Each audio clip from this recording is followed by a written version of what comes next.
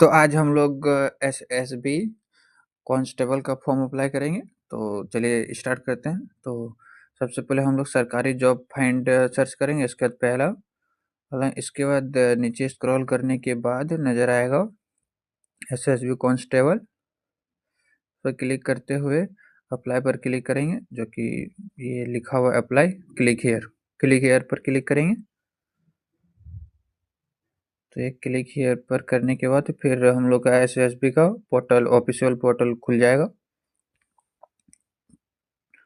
Official portal खुलने के बाद वो लिखा हुआ है, देखिए कि रजिस्टर्ड। तो सबसे पहले जो अगर रजिस्टर्ड किए हुए तो डायरेक्ट लॉगिन करना है, और डायरेक्ट जो रजिस्टर नहीं किए हुए पहले से कभी, अगर इस वेबसाइट से मतलब कि एसएसबी का फॉर्म नहीं अप्लाई किए हुए, तो सबसे पहले आपको रजिस्टर्ड करना पड़ेगा। रजिस्टर करने के लिए उस पर रजिस्टर पर क्लिक करने के बाद यहाँ अपना सारा बायोडाटा देना है।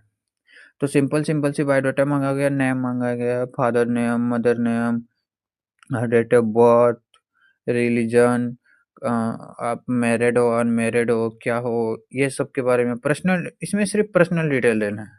और उससे पहले सबसे ऊपर में लिखा हुआ है कि आप किस लिए अप्लाई कर रहे हो। तो हम लोग कांस्टेबल वाला के लिए, ड्राइवर वाला ऑप्शन में उसके लिए अप्लाई कर रहे हैं। तो यहाँ सबसे पहले अपना बायोडाटा देंगे। तो चलिए हम बायोडाटा देते हैं। तो ये हम बायोडाटा दे रहे हैं। तो इसके बाद हो रहा है, तो फिर ये हो गया फादर्स नेम, फिर अगेन ये mother's name, date of birth,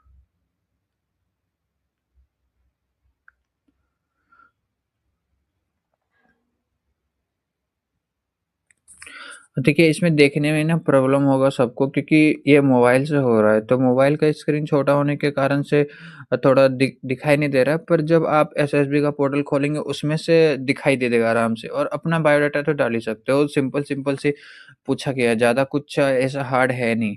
और नीचे एक चीज़ पूछा गया है कि इसमें से क्या आप सिविल सर्वेंट हो, कभी यूपीएससी, आपको यूपीएससी एग्ज़ाम दिए हो तो वो आपको मतलब कि रिजेक्ट किया हुआ है, ऐसा कुछ मतलब केस वगैरह है दिया हो। तो इस सब में अगर आप किसी को केस वेस नहीं हो, आपके अंदर पहले से एक्स सर्विसमैन नहीं हो, आई थिंक नहीं ही होंगे। अगर होंगे तो फिर एसएसबी का कांस्टेबल वाला तो फॉर्म अप्लाई नहीं है करते होंगे, तो नहीं होंगे। तो इसमें सब में नो कर देना है। सिर्फ एक जो लास्ट है जिसमें लिखा हुआ ड्राइविंग लाइसेंस, तो ये पूछ रहा है कि आपके पास ड्राइविंग लाइसेंस है या नहीं, तो उसमें यस करना है, क्योंकि हम ड्राइवर वाला फॉर्म भर रहे हैं। तो यस अगर आप इसमें से नहीं करेंगे तो फिर फॉर्म का प्रोसेस आगे नहीं जाएगा, तो उसमें यस करना है। तो अगर आप माना कि आपके पास ड्राइविंग लाइसेंस नहीं है, तो यार पहले एग्ज़ाम दो ना, फिर सारा पास करो, तब तक ड्राइविंग लाइसेंस बन जाएगा। उसमें क्या है, लोगों का 2 दिन में ड्राइविंग लाइसेंस बन जाता है। तो मतलब हम ये इल्लीगल वाला नहीं बात कर रहे हैं, मतलब कि आप प्रोसेस पर जाओगे और उसके बाद रिक्वेस्ट करने पर तो मतलब बन जाएगा। पहले एग्ज़ाम वगैरह जितना प्रोसेस है ये पास कर लोगे तो सारा बन जाएगा। ठीक है? तो नीचे फिर आइडेंटिटी माँग रहा है कि आपका आइडेंटिटी क्या है, तो उसमें से आधार कार्ड सेलेक्ट कर लो तो बेटर है। फिर नंबर माँगेगा उसका, तो आधार कार्ड नंबर दे देना है। फिर आइडेंटिफिकेशन मार्क्स, तो कोई अगर फेस-वेस पे तिल-विल या कट-वट हो तो कुछ ऐसे ही दे देना है। तो इसमें लिख देना a small mark on face, left right face, ऐसे कुछ करके जो भी हो। इसके बाद अपना मोबाइल नंबर, ईमेल देना है। और मोबाइल नंबर, ईमेल देने के बाद नीचे है आपका अ, सर्टिफ़िकेट माँग रहा है, तो आप उसमें से स्कूल नेम या यूनिवर्सिटी नेम, उसके बाद जो भी मतलब फॉर्म से रिलेटेड, जो आपका मार्कशीट से रिलेटेड है, वो चीज़ भरना है। सीरियल नंबर वगैरह है, उसमें से कितना परसेंटेज लाया हो, साइंस से थे या नहीं थे, वगैरह-वगैरह। तो इसमें आप कांस्टेबल वाला के लिए 10th पास मार्कशीट चाहिए, उससे ऊपर का नहीं चाहिए। अगर आपके पास है, जैसे 12th किए हो, डिप्लोमा किए हुए हो, या फिर ग्रेजुएशन किए हुए हो, या फिर जो भी आगे मतलब आप कुछ किए हो, अगर आप देना चाहते हो तो दे सकते हो। एक बात ध्यान से सुनें, इसमें से सब में आप देखो कि एक रेड रेड स्टार लगा हुआ है, रेड रेड स्टार। तो जो कोई भी फॉर्म भर रहे हो आप, कोई सा भी, अगर उसमें रेड स्टार लगा है तो वो आपको भरना नेसेसरी होगा। आप अगर फॉर्म उसको क्लिक नहीं कर रहे हो, नहीं भर रहे, तो आप आगे का प्रोसेस नहीं जा सकते, और जिसमें स्टार नहीं लगा हुआ है, वो नहीं भरोगे चलेगा। तो आगे का प्रोसेस हो चुका। फिर सबमिट पर क्लिक करेंगे तो एक बार रीचेक करने के लिए ऑप्शन देगा आपको। तो ये सारा चीज़ हो गया है मेरा। तो अब फाइनल सबमिट पर क्लिक करते हैं।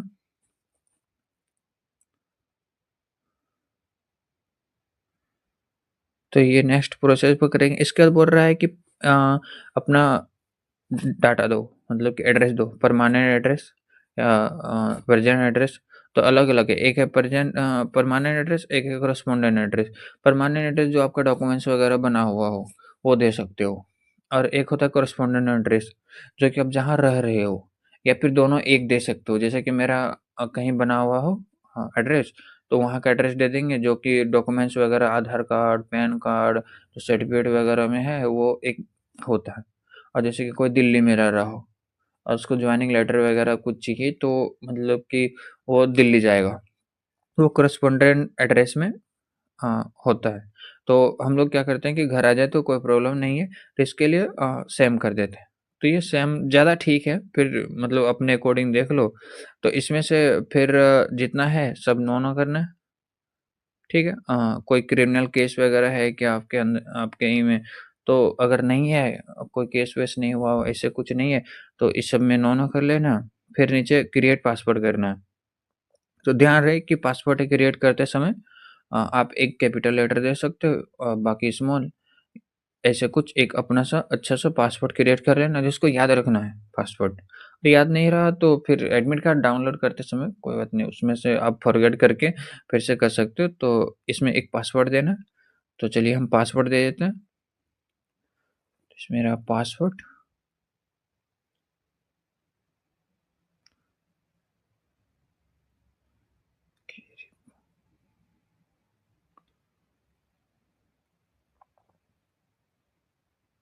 इसके बाद हम लोग फाइनल सबमिट करेंगे। इसके बाद है प्रोसीड। प्रोसीड करने के बाद आपको एक बार पूरा अच्छा से पूरा बायोडाटा आपका खोल के जितना कुछ आप भरे हुए सारा, उसको अच्छा से एक बार रीचेक कर लेना है कि आप कहीं कुछ मिस्टेक वगैरह तो नहीं है। अगर मिस्टेक वगैरह है तो एडिट डिटेल्स का ऑप्शन है साइड में, लेफ्ट साइड।